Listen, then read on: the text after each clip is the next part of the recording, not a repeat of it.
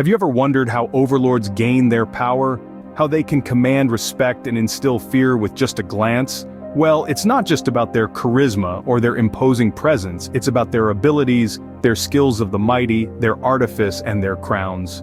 First off, let's delve into Sacrosanction, the skill of the mighty, which starts to manifest at the 9th rank. An overlord with basic Sacrosanction is immune to the most rudimentary forms of magic, those first-rank spells that fledgling magic users wield. But as they ascend in rank, their immunity grows stronger, turning them into a veritable fortress against lower-level spells. Sacrosanction. With this skill of the mighty, available at its most basic level at 9th rank, the overlord becomes immune to the lowest forms of magic. Any first-rank spell is completely useless against one who has risen to gain basic Sacrosanction. If chosen again, Palmary level is attained. First and second level spells of any profession, direct or indirect, are useless. At 11th rank, advanced level may be reached. This gives immunity to spells 1st, 3rd. A Master of Sacrosanction is impervious to spells up to 4th rank. This pinnacle may be reached at 12th rank. Completely immune to low-level spells, 1st, 5th, a 13th or higher rank. Grand Master of Sacrosanction is a character for magic users to fear. Then there's ventriloquism, a subtle yet potent skill. It allows overlords to speak without moving their lips, making it unclear to others whether a spell has been cast. It's a clever way to keep their enemies guessing and to maintain an aura of mystery and power. Ventriloquism. This is the long-practiced art of being able to speak without moving one's mouth. It can be useful for an overlord to learn this skill, as it can make it possible that other characters will not know a spell has been cast.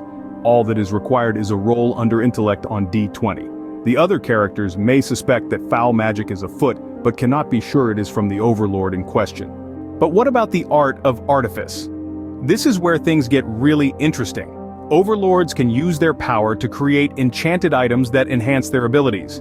These are not just ordinary items, they are intricate, ornate, and imbued with magic. There are 6 such items in total, 3 for the left hand and 3 for the right. The left-handed artifacts, a fan, a baton, and an hourglass, help overlords resist magic. Each one takes months to create, but the rewards are worth it. With each artifact, the overlord's resilience increases, making them even more formidable. Artifice. Overlords, when they reach a certain level of power, can choose to dedicate some of their time to the creation of small, ornate, highly enchanted items that assist them with their magical capabilities. There is a total of 6. 3 are specific to the right hand and 3 to the left, so it is not possible to gain cumulative bonuses with 2 items that have similar effects. Left hand. The left-handed articles assist the overlord. These artifacts are useless to anyone but overlords. To resist magic. It is not possible to create the more powerful of them without completing the previous item. Fan. A small, oriental-style fan is created in any color the overlord wishes. When held in the left hand, it grants +1 or resilience. Creation of the magical fan consumes 3 months. Baton. If a second skill of the mighty is used, a baton can be created. It can be of any material, but is usually kept small for concealment and ease of carry. It gives +2 or resilience when grasped by the fingers of the left hand. It takes 6 months to create and enchant the baton. Hourglass silver sand flows continuously through the core of this ornate diamond and euphorium hourglass. Even if all the sand has descended, it will then flow upward. After 9 months of toil, an artifact that grants +3 or resilience when held in the left hand can be manufactured. The right-handed artifacts, on the other hand, are all about increasing destructive magical power. The quill, the scales, and the gavel each add to an overlord's manipulation, making their spells more potent and their magic more deadly. Right hand. The right-handed objects increase destructive magical power. Again, it is not possible to create the more powerful of them without completing the previous item. Quill. By choosing to create a magical quill with one of the overlord's available skills of the mighty, he/she gains an object which amplifies his/her magical will. When held in the right hand, the quill grants +1 O manipulation. Scales. A set of ancient-style black and bronze balances can be made if taken as a second skill of the mighty. These scales require 6 months for their creation and imbue the overlord who holds them in his right hand with +2 O manipulation. Gavel. The ultimate in offensive artifacts for most overlords is the magical gavel. It is made with a core of all known stable elements and encased in high-grade euphorium. It adds +3 OO manipulation when wielded, right hand only, and takes 9 months to complete. Lastly, there are the crowns. These aren't just symbols of power and status, they are enchanted to enhance an overlord's fighting abilities, making them even more formidable in battle. Crowns. The knowledge required for the manufacture of an enchanted crown is available to overlords when they reach 8th rank. These crowns enhance the wearer's fighting ability. With successive ranks, the skill may be chosen again, allowing the completion of the next level of crown. It is only at 12th or 13th rank after selecting crowns 5 times that an overlord is able to construct the crown of the emperor, crown of the marquis.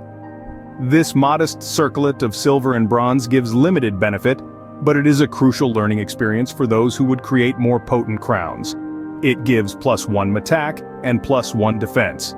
It is relatively cheap, costing only 2,000 gold truths and 1 month of work. Crown of the Lord sculpted and forged from the finest gold and inlaid with stones of Azurium. The Crown of the Lord is a great improvement on the previous version. It gives the wearer +2 attack, +2 defense, +1 attack, +1 batak, and +1 evasion. The materials for such an item would cost at least 10,000 gold truths. It takes 4 months of uninterrupted work to finish this crown. Crown of the Prince fashioned from platinum. This elegant crown has stones of high-grade Azurium set all the way around its rim. It is quite powerful, +3 attack, +3 defense, +2 attack, +2 batak, and +1 evasion. At a price of 50,000 gold truths, it is quite expensive. Overlords require 7 months to complete a Crown of the Prince. Crown of the King made almost entirely of solid aurorium. The Crown of the King is covered in a mosaic of highest-grade azure blue gems. The wearer receives +4 matak, +4 defense, +3 tatak, +3 batak, and +2 evasion. The aurorium and powerful azurium are hideously expensive. The materials cost 100,000 gold truths. An entire year is spent constructing this crown, Crown of the Emperor, the 3rd best magical crown. For overlords, the Crown of the Emperor is of sturdy euphorium, with great immaculate grade azurium spires protruding from the crest. It gives the one who wears it +5 matak, +5 defense, +4 tatak, +4 batak, and +3 evasion. It costs 250,000 gold truths for the materials and takes 15 months to build. In summary, an overlord's power comes from a combination of their skills, their artifacts, and their crowns. These elements, along with their natural charisma and leadership, make them a force to be reckoned with in the world of role-playing games. So the next time you encounter an overlord, remember, there's more to their power than meets the eye.